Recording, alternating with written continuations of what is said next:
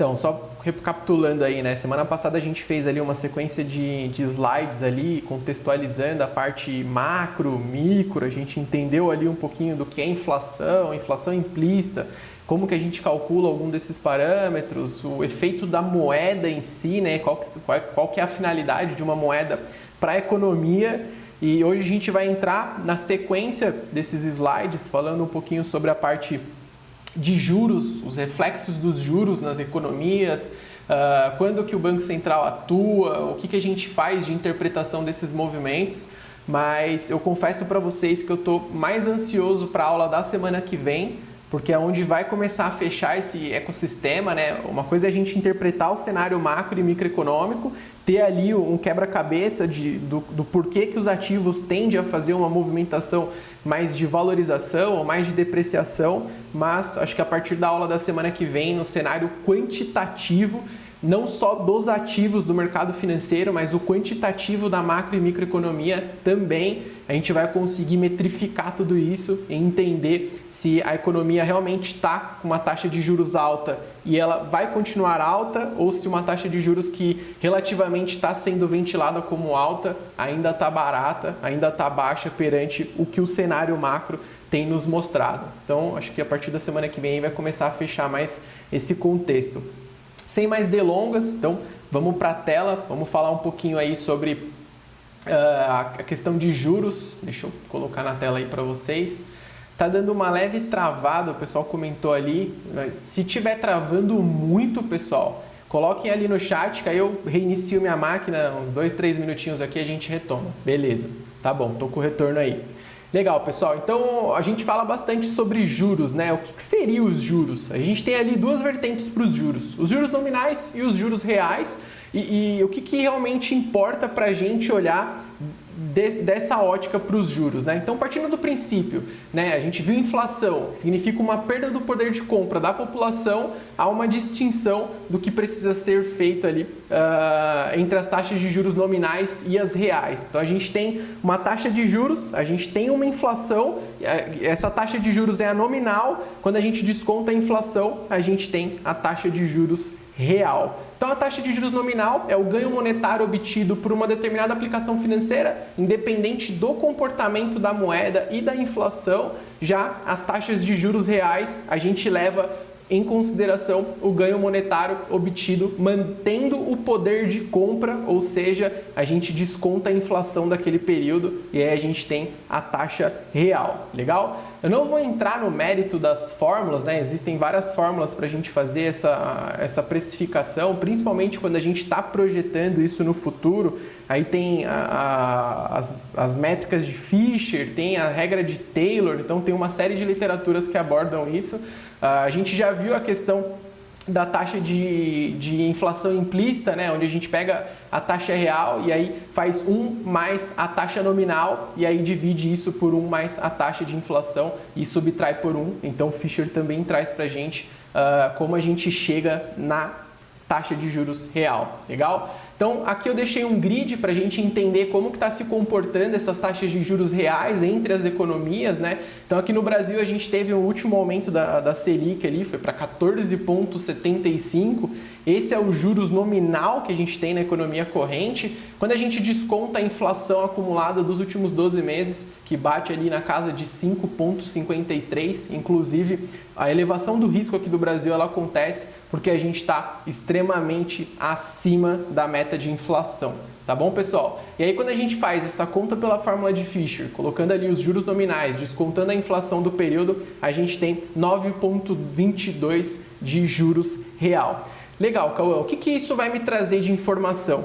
Pensa que o investidor estrangeiro, na hora que ele vai alocar o teu capital, né, ele vai levar uma série de fatores em consideração, um deles é esses juros reais. Então, quanto lá nos Estados Unidos ele teria de juros real e quanto no Brasil ele teria de juros real. E aí, quando ele está olhando para o Brasil, não é só o Brasil que está dentro dessa equação, ele vai analisar os nossos pares emergentes também. Então, México, África do Sul, Colômbia, então uma série de emergentes ali ele vai analisar. Quando a gente compara o Brasil com esses pares emergentes, o México tem uma taxa de juros real de 4,57, enquanto a África do Sul, que também são exportadores de commodities, na casa de 4,57 também. Então o Brasil é um alto pagador de juros real, por isso que a gente viu, principalmente nas últimas semanas, o dólar vindo para patamares mais baixos. Isso atrai carry trade, né? O carry trade é um modelo de operação que busca financiamento mais barato em economias desenvolvidas e aloca esse recurso nos juros reais de economias subdesenvolvidas,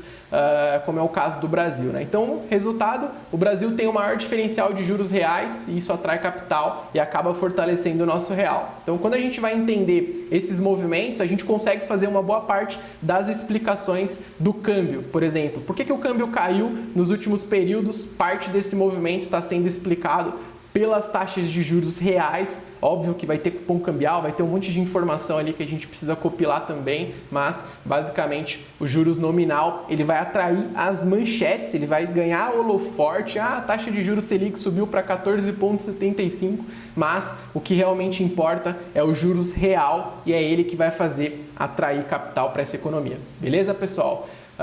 Continuando aqui, então próximo slide, tá travando um pouquinho para mim aqui, só um pouquinho de paciência, aí, legal. Então, próximo slide aqui, a gente vai falar sobre a curva de juros. Quando a gente está projetando, né, essa economia, essa saúde da economia, olhando pela ótica dos juros, o que isso traz para a gente? Então, o que o mercado acredita sobre o futuro é basicamente a curva de juros que vai nos mostrar isso. Então, quando a gente fala, pô, a gente está desanimado com a economia no curtíssimo prazo, 2024 não foi tão interessante, 2025 também não tem sido tão interessante na ótica de melhora substancial para uma economia, mas quando que o mercado começa a precificar uma melhora? Quando a gente olha para a curva de juros, né, aqui a gente tem, por exemplo, uma curva toda bagunçada que a gente pegou na semana passada, onde a ponta mais curta, né, aqui a gente tem os vértices mais curtos da curva de juros, e aí conforme a gente vai andando no eixo X, a gente vai indo para os períodos mais longos, então 2027, 2029, 2030, 35, 2038, e aí o que isso traz para a gente? Essa daqui é um modelo de curva de juros que indica um possível cenário de recessão, e eu vou explicar o porquê. Quando a gente olha para uma taxa muito restritiva no curto prazo, o que seria uma taxa restritiva? Uma taxa de juros alta que vai remover liquidez do mercado, que vai desaquecer a economia para poder conter a inflação. A gente vê o reflexo disso nos próximos vértices, nos vértices médio e mais longo da curva, onde a curva começa a ficar mais baixa do que o período atual. Isso é um modelo de curva invertida e geralmente o modelo de curva invertida traz para a gente um sentimento de possível recessão para aquela economia. O modelo normal de curva, o modelo saudável para uma economia é conforme maior o tempo, mais alta a taxa de juros, fazendo uma curva crescente no longo prazo, sem ter aquela distorção muito grande entre os vértices, fazendo um leve aumento ali ao longo do período. Esse é o modelo de curva de uma economia saudável com projeções de crescimento. E quando a gente começa a olhar a partir dos vértices de 2027, 2028, 2029,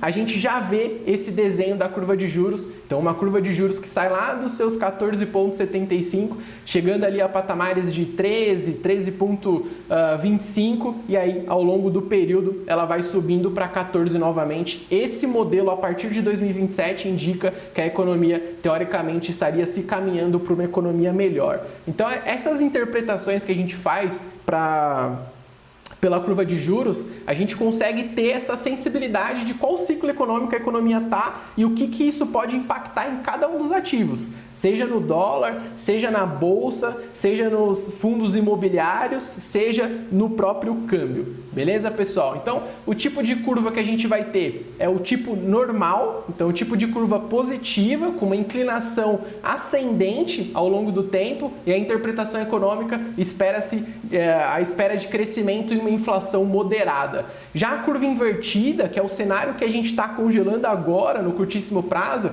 ela mostra uma inclinação decrescente. Então ela mostra que a taxa está muito restritiva e no curtíssimo prazo ali, no horizonte de até 2 anos, a gente tem uma economia mergulhando em juros mais baixos para poder reaquecer ela novamente. Então, a gente sai desse cenário de ciclo restritivo para um ciclo mais expansionista, uma economia mais em aquecimento. Então, a expectativa de recessão, juros futuro caindo e a ponta mais curta subindo, geralmente traz esse sentimento. E uma curva flat, que é a curva mais ou menos de 2028 até 2033, por que essa curva está mais flat? Levemente inclinada, mas flat. Ela leva em considerações incertezas elevadas, uma transição de um possível ciclo monetário, uma transição de governo, por exemplo. Então, como a gente tem um governo atuando com um aumento da arrecadação, uma gastação acima dos orçamentos projetados desde o início do governo, isso traz um sentimento de, será que esse governo vai continuar no poder ou vamos ter uma troca? Então, como a gente ainda não tem essa certeza, como ainda está tudo muito nebuloso, a curva fica flat nesse período. Então, isso explica bastante da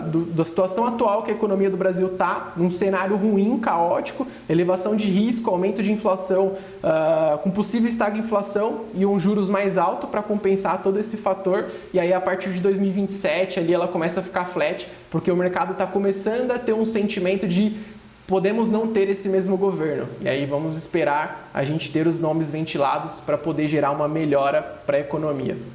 Então, basicamente, os juros, ele representa os rendimentos dos títulos públicos de diferentes prazos. Então, quando a gente está olhando essa curva de juros, a gente tem vários títulos atrelados a ela. O LFT é um dos exemplos da taxa de juros corrente, mas a gente tem outros títulos pós-fixados que também podem fazer essa movimentação. Todos eles se balizam pela curva de juros, principalmente pelo desenho da curva de juros. Então é a tradução gráfica das expectativas do mercado sobre o longo prazo daquela economia. E por que isso importa para a gente trader, para a gente que está querendo investir? Porque a curva de juros ela vai precificar o ciclo no futuro, então ela vai impactar os valores de câmbio das NTNs-Bs, por exemplo, dos fundos imobiliários, das ações, principalmente de varejo, que é mais sensível às taxas de juros mais altas. Então ela é usada para detectar as expectativas de cortes ou de aumento da Selic, e aí sinaliza se aquela economia está em recessão ou em crescimento. Então a curva de juros ela não vai mostrar a situação presente, ela mostra onde o mercado está apostando que a gente vai estar no dia de amanhã, e aí esse amanhã pode ser até o longo prazo, 2030, 2035, 2038. Beleza, pessoal? Então, continuando aqui, a gente já entendeu um pouquinho sobre inflação, a importância de entender esse movimento para a gente não ter o nosso dinheiro sendo corroído ao longo do tempo, a gente entendeu o poder que a política monetária tem através da taxa de juros, um cenário mais restritivo com taxa mais alta, um cenário mais expansionista com taxa de juros mais baixa. Beleza? Então, continuando aqui, próximo slide vai trazer o seguinte: a Selic é a taxa que comanda todas as outras aqui no Brasil, tá? Então, no Brasil, a taxa Selic ela é definida a cada 45 dias pelo Copom, que é o Comitê de Política Monetária do Banco Central. Então, a decisão se baseia na análise do cenário macroeconômico atual e esperado. Então, como que o Brasil está, como que está a inflação, como que está o emprego, como que está o desenvolvimento, como que está a PIB, e aí a gente vai analisar esses fatores, a gente não, né? O próprio Copom vai levar esses fatores em consideração. Parte do risco que é embutido para precificar a taxa de juros é os Estados Unidos, é as economias desenvolvidas. Se os Estados Unidos está desacelerando no quesito corte de juros, aqui provavelmente vai fazer um efeito próximo disso, e o mesmo cenário ao contrário. Se os Estados Unidos está aumentando as taxas de juros, os emergentes tendem a pagar mais juros também. Então o objetivo da taxa de juros é controlar principalmente a inflação, é o principal mandato. Aqui eu vou fazer um adendo, porque no Brasil a gente só tem um mandato único, que é controlar inflação. Quando a gente vai para os Estados Unidos é um mandato duplo, ou seja, eles precisam controlar a inflação com pleno emprego, então eles precisam estar com essas duas óticas ali em análise. Então, parte da função da taxa de juros é estabilizar a moeda. Então, se a gente tem uma moeda que está se depreciando, uma possível elevação de juros pode acontecer. A gente já viu na inflação que a moeda pode gerar uma inflação importada, então ela pode servir também para estabilizar a moeda. Estimular ou conter o crescimento da economia, conforme o ciclo está apontando para a gente. Então o Banco Central ele atua de forma prospectiva. O que isso significa? Ele define a taxa Selic com base no que ele espera para os próximos trimestres e não só com base no presente, beleza? Aqui a gente vai ter um grid também com os principais fatores do que o Banco Central avalia para poder definir a taxa de juros. Então o principal fator é uma inflação. Se a gente tem uma inflação alta, ele vai aumentar juros para poder frear o consumo e aí tentar baixar a inflação, ou se a inflação está controlada, ele vai permitir cortes de juros a fim de estimular a economia novamente. Um outro fator, atividade econômica fraca. Então a gente viu esse efeito acontecendo durante a pandemia. Então, entramos numa pandemia, o mundo parou, fecha a fábrica, fecha porto, fecha uma série de empresas ali, né? Lockdown geral, global. Isso deixa a atividade econômica extremamente fraca. Qual foi o reflexo da taxa de juros? O Banco Central reduziu várias reuniões seguidas, saindo de 8 para 3. Beleza? Então, um dólar alto, ele vai ter um câmbio pressionado, isso gera inflação, então ele pode elevar os juros para poder atrair capital externo, né, por ser maior pagador de juros, e aí isso vai proteger, de certa forma, o câmbio. Expectativas de inflação, então o Banco Central ele antecipa esses movimentos também, então se ele tem uma expectativa de inflação que pode ocasionar a partir de um fator, ele também vai levar isso no horizonte deles para poder precificar os juros. Resultado fiscal, aqui a gente entra no risco que a gente está vendo nesses últimos 15 dias praticamente. A gente teve uma parada de ventilar coisas sobre o governo atual, sobre o problema do fiscal brasileiro, e aí nas últimas 2 semanas a gente viu isso ganhando holoforte novamente. Quando a gente olha para o Brasil, hoje, Douglas abordando aí, hoje foi um dos principais dias para definir esses movimentos, né? Com certeza isso vai entrar no radar do Copom para a próxima reunião, ou seja, a gente teve um governo que fez um contingenciamento das despesas, porém não o suficiente para poder gerar o déficit zero, que é o centro da meta aqui do governo. O ano de 2025 foi projetado para ter um déficit zero, e aí a gente teve 0,25, ou seja, o governo, em vez de objetivar o centro da meta, objetivando o teto dela. Então isso também vai fazer os juros serem pressionados. Então a Selic é o volante da economia, o Banco Central vira,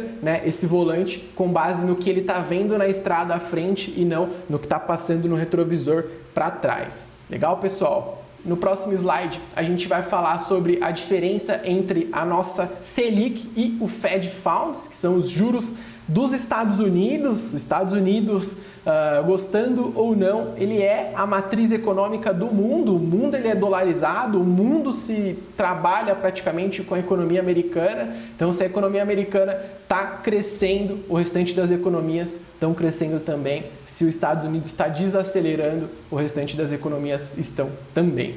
Quando a gente olha a interconexão entre Selic e o Fed Funds, quando o Fed sobe juros, países como o Brasil precisam manter um diferencial de juros ou o capital foge para fora do Brasil. Então, se o Brasil está pagando 5% de juros real e a economia dos Estados Unidos está pagando 2,5%, eu não vou correr riscos no Brasil, que tem um risco fiscal altíssimo, um risco de default, um risco de calote. Então, ele pode fazer esse movimento de ter que aumentar juros para aumentar esse diferencial. Se o Fed está cortando juros, isso abre espaço para o Brasil reduzir os juros sem que isso gere pressão no câmbio.